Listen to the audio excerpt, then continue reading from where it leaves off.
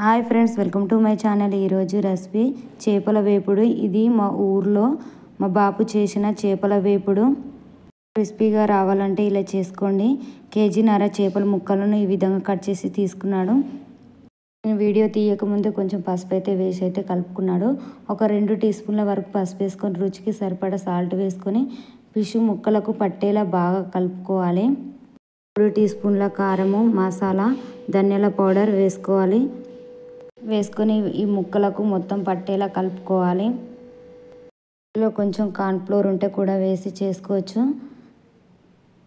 ఒకేసారి అన్నీ వేసుకొని కలపకుండా ఇలా అలాగలాగా వేసుకుంటూ కలుపుకోవడం వల్ల ముక్కకు బాగా పడుతుంది అన్నమాట. ఇప్పుడు ఒక 2 టీ స్పూన్ల అల్లం పేస్ట్ వేసుకొని కలుపుకోవాలి.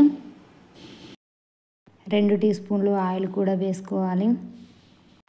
వీటిని కలుపుకొని ఒక 2 నిమ్మకాయలు కూడా కట్ చేసుకొని రసం పిండుకొని కలుపుకోవాలి. ఇలా నిమ్మరసం పోయడం వల్ల నీసు వాసన లేకుండా చాలా టేస్ట్గా చాలా బాగా ఉంటాయి.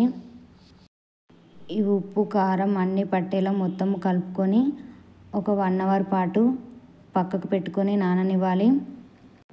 చూడండి, ఇప్పుడు ఒక 1 అవర్ తర్వాత చూపిస్తున్నాను. మేమైతే పొయ్యి మీద అయితే చేసుకుంటున్నాము.